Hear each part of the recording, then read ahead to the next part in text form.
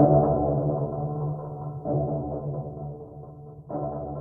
strangers, today's episode is a rerun of our very first episode, The Watcher House, to coincide with the Watcher series premiere out today on Netflix. Be sure to listen to our episode for background on this bonkers story, and then at 7 p.m. Eastern tonight, October 13th, join me and Patrick Hines from True Crime Obsessed online as we live tweet the first episode of the Netflix series. See you there. Enjoy!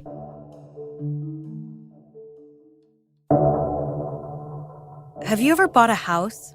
It's nerve-wracking. Can I actually afford this? What if I lose my job? What if I get sick? What if the housing market crashes? What if there's a flood? Do we need earthquake insurance? What if some crazy person has been watching over the house for almost 100 years and sends me creepy, harassing letters with veiled threats against myself and my family? Okay, maybe you never thought about that last one, but maybe you should. My name is Daisy Egan.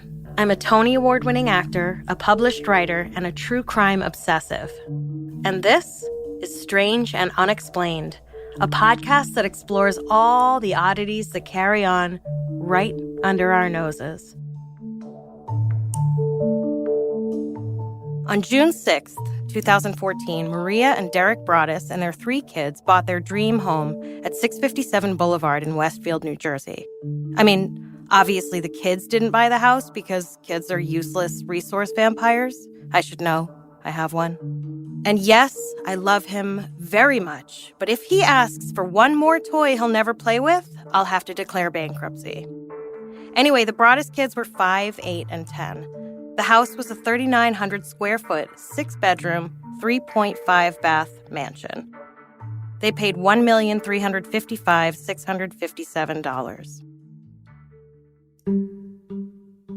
I have about $500 to my name. I live in a 2-bedroom rental with my partner and our son and dog, and we are bursting at the seams. What I wouldn't give for 1 extra bedroom, let alone 2. The first I would use as an office.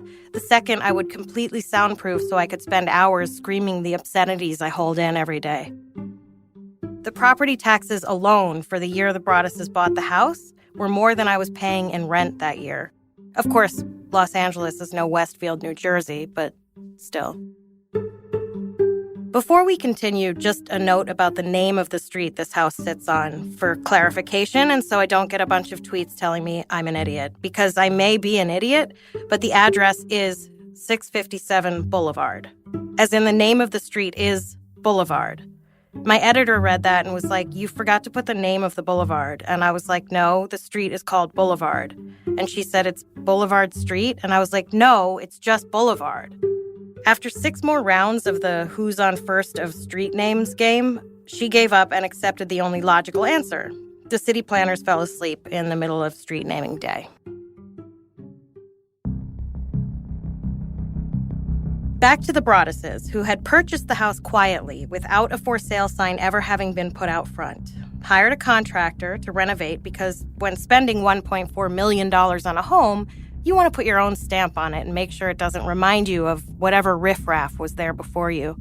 And when you spend $1.4 million on a home, you are likely to have another $100,000 to throw in on the decoration, because capitalism is working for everyone.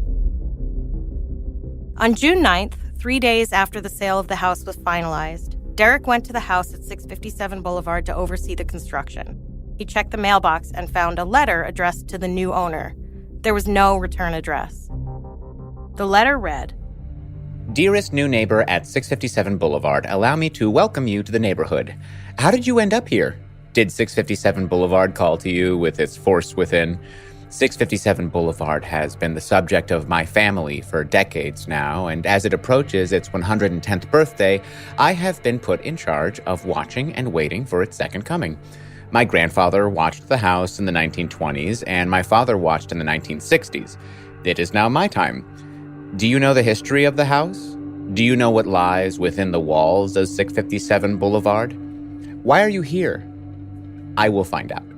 The letter went on to describe the Broaddus' minivan and the renovation workers. "I see already that you have flooded 657 Boulevard with contractors so that you can destroy the house as it is supposed to be. Bad move. You don't want to make 657 Boulevard unhappy. It went on. You have children. I have seen them. So far, I think there are 3 that I have counted. Do you need to fill the house with the young blood I requested? Better for me. Was your old house too small for the growing family? Or was it greed to bring me your children? Once I know their names, I will call to them and draw them to me. As if answering the question barreling in neon lights across your mind, the letter continued, Who am I? There are hundreds and hundreds of cars that drive by 657 Boulevard each day. Maybe I am in one. Look at all the windows you can see from 657 Boulevard. Maybe I am in one. Look out any of the many windows in 657 Boulevard at all the people who stroll by each day. Maybe I am one. The letter ended with, Welcome, my friends. Welcome. Let the party begin. Followed by a signature typed in a cursive font, The Watcher. It was postmarked June 4th. The house sale wasn't finalized or public until June 6th. Derek called the police because, duh. Apparently, the responding officer read the letter and said, What the fuck is this? Which, of course he did. It's New Jersey. He asked Derek if he had any enemies and then suggested he move a piece of construction equipment so it couldn't be used to break a window because Lord knows you can't break a window with literally anything else. Good work, officer. Derek went back to their other house and showed the letter to Maria. I can only imagine that Maria was like, fuck no. They emailed the previous owners, the Woods, asking if they ever received a letter like this. The Woods said they had received a similar letter a few days before they moved out, but that it wasn't threatening, just weird, so they threw it out. If the Woods got a letter a few days before they moved out, it was even longer before the sale of the house was public. How did anyone know the house was sold? Maybe whoever this was saw them packing up? Still, weird. The Broadduses and Woods went to the police together the next day. I guess the what the fuck is this and maybe move that ladder wasn't a satisfying response to concerns of a stalker hinting at shit hidden inside the walls of their new house. The police were like, don't tell anybody about these letters. All your neighbors are suspects now. Welcome to the block. Sometime in the next week or so, some new neighbors asked if they could have a tour of the house. Derek gave them a tour, which is an interesting choice for someone who is currently being stalked by an unknown and clearly unhinged stranger. Boundaries, dude. During this tour, one of the neighbors said that it would be nice to have some, quote, young blood in the neighborhood. Okay, maybe this is some weird colloquialism of Westfield, New Jersey, like it's just normal for everyone to go around calling children young blood. That neighbor would have been at the top of my suspect list at this point, with big arrows pointing to their name. Still with no idea of who their stalker was, the Broadduses persisted in their remodel, and the family often spent time at the house, though they still hadn't moved in. Things happened as renovations continued, such as one morning when the contractor came to find the heavy sign for his business had been ripped out of the lawn. 2 weeks after the first letter arrived, Maria found another letter in the mailbox. This one read, Welcome again to your new home at 657 Boulevard. The workers have been busy, and I have been watching you unload carfuls of your personal belongings. The dumpster is a nice touch. Have they found what is in the walls yet? In time they will. The letter named the Broaddus children by birth order and their nicknames.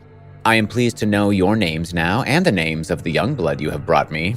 You certainly say their names often. About one of the children, the letter said, Is she the artist in the family? And claimed to have seen her painting on an enclosed porch, which was hidden from the street by vegetation. Apparently, it would have been really hard to see what was going on that porch unless someone was behind the house or right next door. The letter went on. 657 Boulevard is anxious for you to move in. It has been years and years since the young blood ruled the hallways of the house. Have you found all of the secrets it holds yet?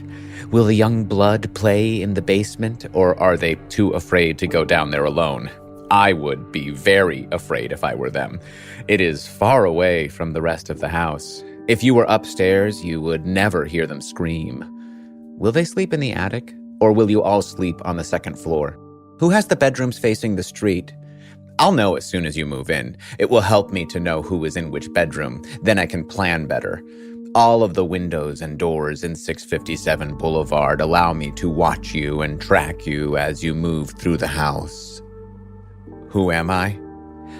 I am the watcher and have been in control of 657 Boulevard for the better part of 2 decades now. The Woods family turned it over to you. It was their time to move on and kindly sold it when I asked them to. I pass by many times a day. 657 Boulevard is my job, my life, my obsession. And now you are too, Broaddus family. Welcome to the product of your greed. Greed is what brought the past 3 families to 657 Boulevard, and now it has brought you to me. Have a happy moving in day. You know I will be watching. In one of the letters, the watcher wrote, Are you one of those Hoboken transplants who are ruining Westfield? Side note, Maria grew up just a few blocks away from 657 Boulevard. But you know what? The animosity towards transplants, I get it. In the mid-90s, my neighborhood of South Park Slope, Brooklyn began to get overrun by recent graduates from liberal arts colleges who apparently had no time to be neighborly toward those of us who'd been living there for decades. If I had thought to write weird letters to drive them out, I totally would have, but I was too busy being obsessed with boys and crying into my pillow while listening to Tori Amos. The letter went on, The house is crying from all the pain it is going through. You have changed it and made it so fancy. You are stealing its history. It cries for the past and what used to be in the time when I roamed its halls. The 1960s were a good time for 657 Boulevard when I ran from room to room imagining the life with the rich occupants there. The house was so full of life and young blood. Then it got old and so did my father. But he kept watching until the day he died. And now I watch and wait for the day when the young blood will be mine again. 657 is turning on me. It is coming after me. I don't understand why. What spell did you cast on it? It used to be my friend, and now it is my enemy. I am in charge of 657 Boulevard. It is not in charge of me. I will fend off its bad things and wait for it to become good again. It will not punish me. I will rise again. I will be patient and wait for this to pass and for you to bring the young blood back to me. 657 Boulevard needs young blood. It needs you. Come back. Let the young blood play again like I once did. Let the young blood sleep in 657 Boulevard. Stop changing it and let it alone. Honestly, I don't even know where to start with this one. I've read it over and over. I think it's fair to say that whoever wrote this letter either has an incredibly active, if chaotic imagination, and or they're very mentally unwell. It seems like they're beginning to have trouble separating their own identity from that of the house itself. They seem to be in some kind of psychic battle with the house, a tug of war with the house over their own soul. They go back and forth between claiming to be protecting the house and protecting themselves. I will be patient and wait for this to pass and for you to bring the young blood back to me. 657 Boulevard needs young blood. They imply that the house needs children in it for some reason. Like the house feeds off children's energy, or maybe it literally feeds off children, like some kind of vampire house thing. Okay. But the writer of this letter goes from saying the house needs young blood to saying, Wait for the young blood to be mine again. Is this guy the protector of the house or the house itself? Now, here's a funny quirk about parents. Begging them to bring their children to a place that you claim to be watching, telling them no one will hear them scream in their basement, asking which bedrooms they'll be sleeping in. Parents don't take well to these kinds of things. If your main goal is to get young blood into the house, maybe don't be like, I know your kids' ages, names, and nicknames, and I'm tracking your every move. It's a bad strategy. If it were me, I would be like, hey, neighbor, welcome. Can't wait to have a barbecue and meet you guys. I'll bring the potato salad. Not your house will consume your children and no one will ever hear them scream. Also, if you're that worried about what someone is doing to the inside of the house, maybe explain the history of the house in a way that isn't the plot of a bad 1980s horror film. You know that weird psychological condition where people claim to be in love with inanimate objects? Like people who want to marry the Eiffel Tower or the Golden Gate Bridge or like their 5th grade algebra textbook? Maybe this is like that, but this person and the house are in the middle of a really acrimonious divorce with a vague prenup. The house is like, I asked for these very simple things, Todd, and you couldn't provide. And Todd is like, I'm doing the best I can, house. Do you know how hard it is to get people to move their children into a vampire house? well, it wouldn't be that hard if you'd stop being such a creep about it. How dare you? I wasn't even into young blood until you wouldn't stop nagging me about it. Noah Baumbach should write that movie. So, after reading this last letter, Maria called the police again. She and Derek decided not to bring the children to the house anymore. Good call. They also began discussing whether or not to move into the house at all. They had already sunk $100,000 of renovations into the house on top of the $1.4 million they plopped down in the first place.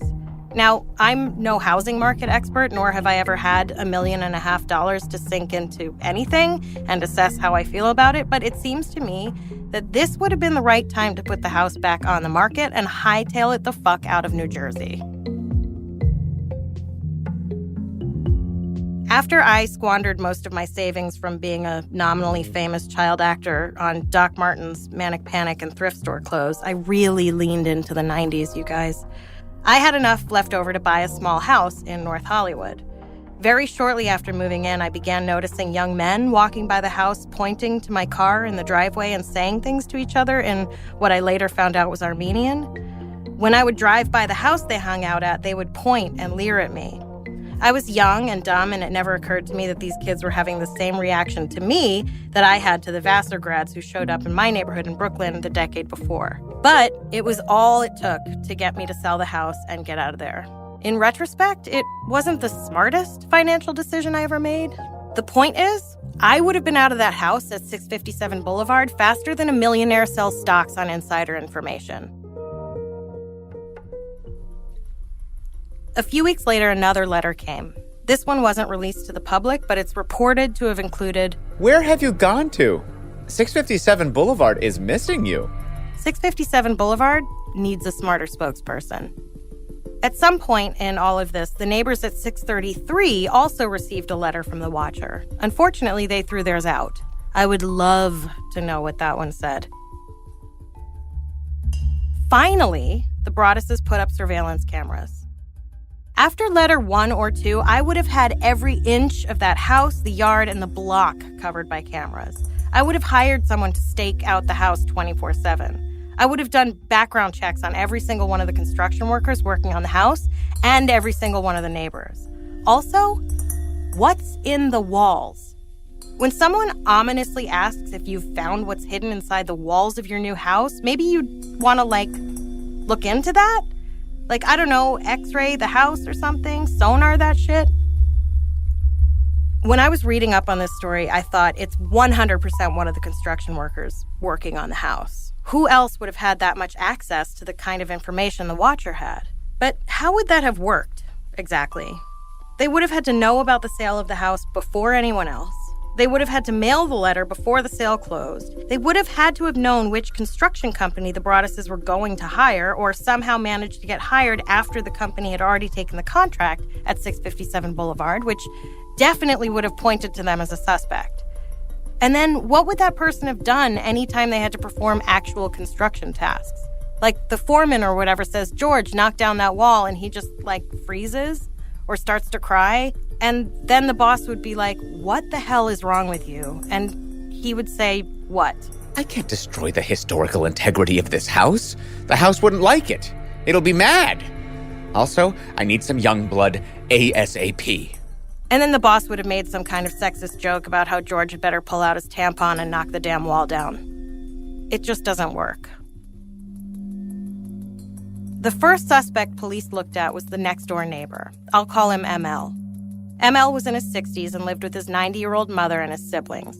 He had schizophrenia and was known for walking through people's backyards and looking in their windows to look at renovations. The easel on the Broaddus' porch where the daughter was painting could be seen from ML's house. ML and his family lived in the house since the 60s and were the oldest family in the neighborhood. When questioned, ML denied knowing anything about the letters, and there was no evidence linking him to the letters. The Broadduses hired a private investigator, a forensic linguist, and an ex-FBI profiler. The profile they came up with based on the letters was that this person was in their 50s or 60s and was a voracious reader. They said the quantity of typos and errors showed erratic behavior. Listen, if typos are the litmus test for erratic behavior, then I must be a complete mess. Which checks out.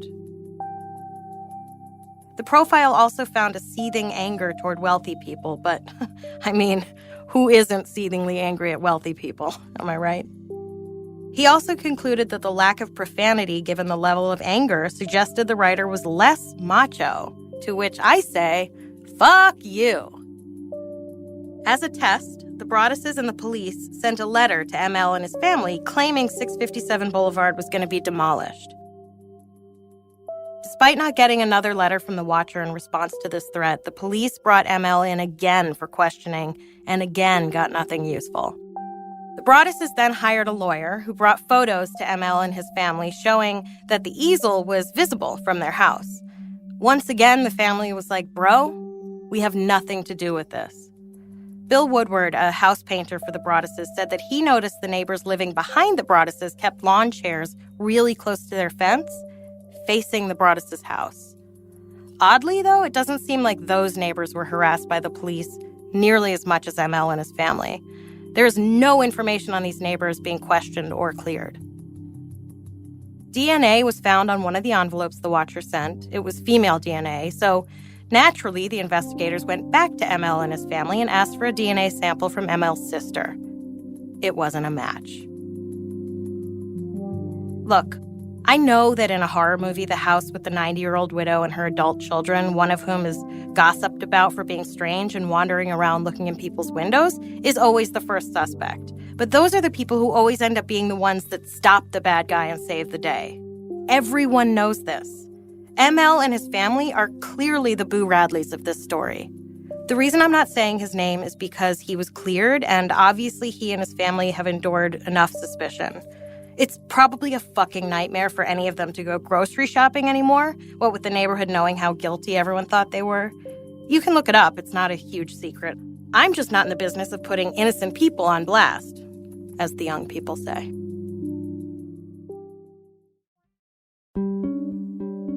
Once ML and his family were cleared and there was no clear scapegoat, neighbors started to theorize that the Broadduses fabricated the letters either to get out of the sale because of buyer's remorse or for insurance fraud or to get a movie deal. But A, the sale of the house was final when the first letter came. B, I'm pretty sure some weirdo is sending us letters claiming to be the protector of our vampire house is not covered by insurance. And C, that's an expensive scheme just to try to get a movie deal. You're telling me the Broadduses spent nearly $1.5 million on the house and renovations in order to cook up a story that may or may not sell as a movie idea? You know what you could do with $1.5 million? Literally make a movie. The Broadduses had to move in with Maria's mother since their house had sold and they didn't want to move into the Watcher house with something hidden in the walls in a soundproof basement. It's one thing to walk into Cheers and have everybody know your name. It's another to have some creepy-ass stranger who you've never met know your name and the names of your children. Derek became a depressed mess, and Maria was diagnosed with PTSD, despite the fact that there was nothing post about this shit yet. I would call it during traumatic stress disorder. 8 months after purchasing 657 Boulevard, the Broadduses decided to sell. Because they are decent people, they felt compelled to tell prospective buyers about the letters. I feel like that's akin to telling a potential sex partner about your STIs. It's just the right thing to do. But it doesn't often get you what you want. Looking at the Zillow activity on this house over the next 4 years is like reading a 5-act Greek tragedy. They listed the house in 2015 for more than they bought it because of the renovations, but word had gotten around about the Watcher letter, in part because they told them, and people were understandably hesitant to buy. A month after listing the house, they lowered the price by $100,000. A month after that, they lowered it again. A month later, they lowered it another $100,000. A month after that, they took it off the market. A year later, they relisted the house. 2 months after that, they lowered the price. You guys, I hate this so much. In 2017, the Broadduses tried to sue the former owners of 657 Boulevard, the Woods, claiming, among other things, intentional and negligent infliction of emotional distress. They argued the Woods should have told them about the letter from the Watcher before the sale was final. I don't think that would have made a difference. They said the letter was odd but not threatening. It sounds to me like the letter came across like, "Hey guys, thanks for taking care of the house. I've been watching it all my life." Like if I got a letter like that, I'd be like, okay, and toss it, which is what it sounds like the Woods did. It would never occur to me to save something like that and show it like it's some kind of black mold report.